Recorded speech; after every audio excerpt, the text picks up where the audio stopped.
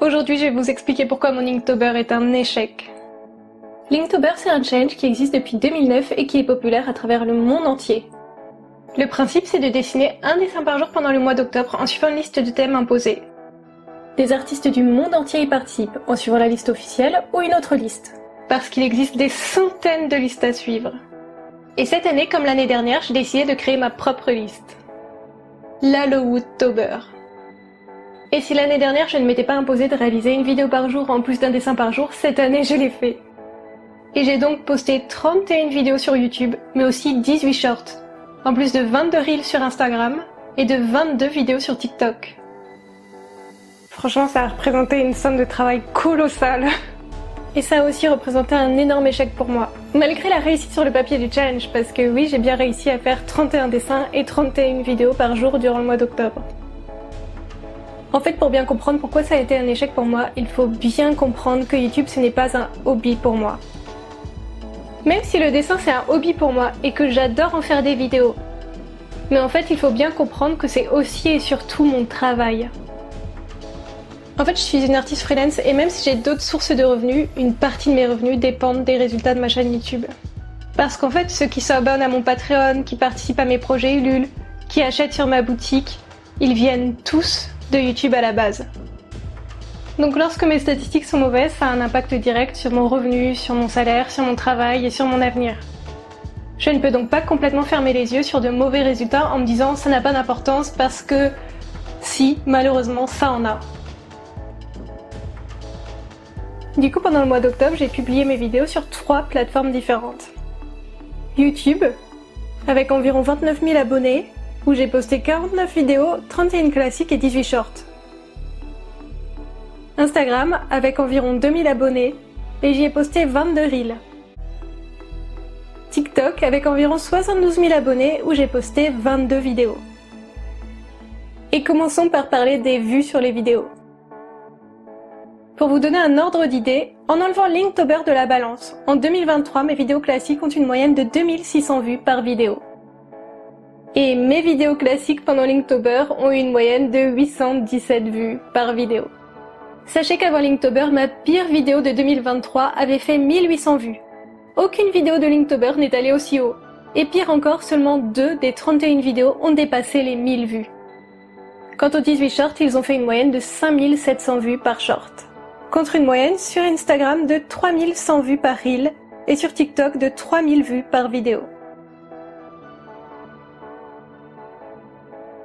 Sur YouTube, j'ai fait plus 290 abonnés pendant le mois d'octobre pour 49 vidéos postées. En comparaison, durant le mois d'août où j'ai posté seulement 2 vidéos, j'avais fait plus 259 abonnés. Sur Insta, j'ai fait plus 134 abonnés. Et sur TikTok, moins 182 abonnés.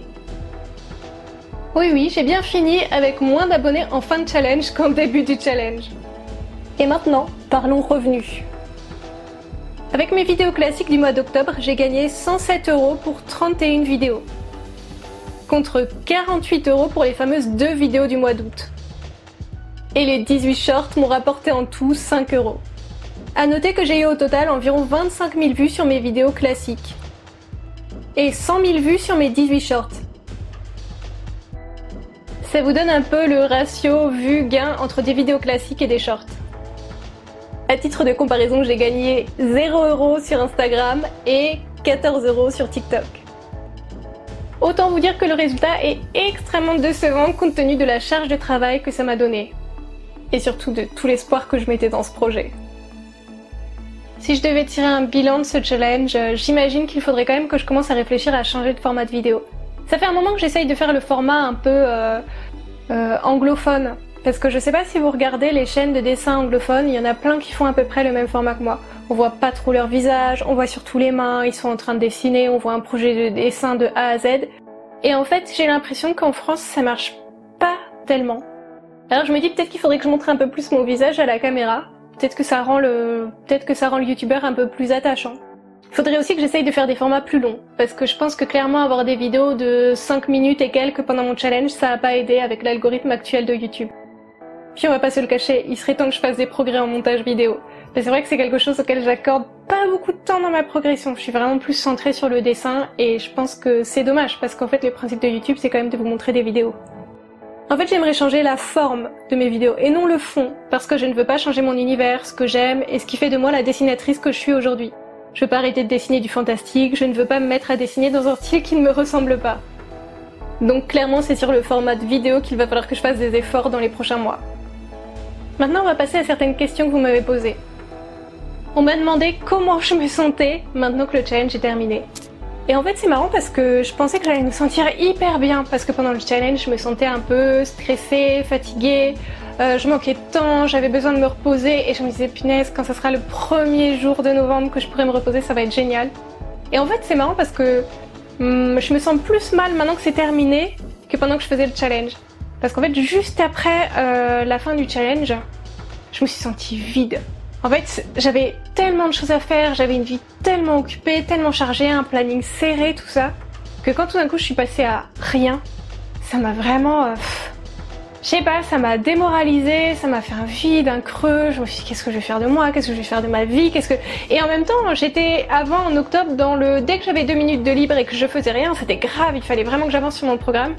Et là, bah... J'étais plutôt dans l'excès, enfin dans le truc inverse.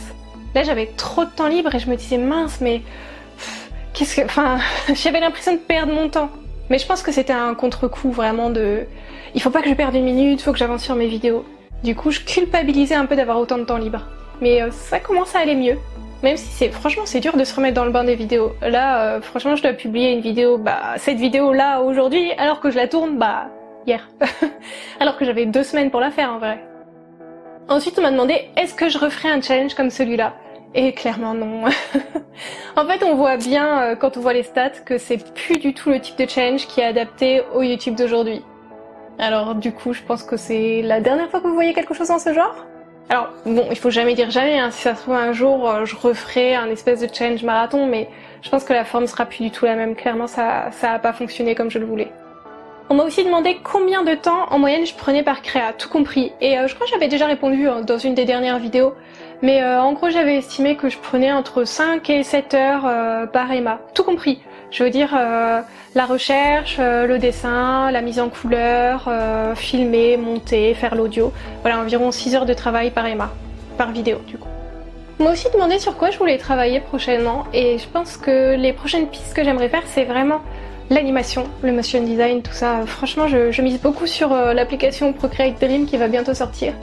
J'aimerais vraiment faire des contenus un peu plus animés, dynamiques. Et même dans le dessin en soi, j'aimerais faire quelque chose de moins figé. Je veux pas forcément faire des gros dessins dynamiques de personnages qui courent, qui font du sport, qui font des combats. Mais j'aimerais bien que ça fasse moins posé. Parce que du coup, je trouve que mes dessins sont très posés en fait. Du coup, j'ai l'impression que c'est un shooting photo, que le personnage il a posé exprès pour le dessin. Et j'aimerais bien qu'on ait plus l'impression que ce soit des tranches de vie, des scénettes, des choses un peu plus vivantes du coup. Oui je sais, nouvelle tenue, nouvelle journée, j'ai eu la flemme de terminer ma vidéo hier, du coup je la termine le jour J, hein, comme d'hab, toujours à la bourre. Du coup on m'a demandé quels étaient les sujets de ma liste de l'Halloweentober qui m'inspiraient le plus et si ça correspondait à mes émas préférés. Je pense que si je devais citer les 5 thèmes que j'avais le plus hâte de dessiner, je dirais que c'était chauve-souris, teru-teru bozu, vert pinceau, mandragore et papillon de nuit.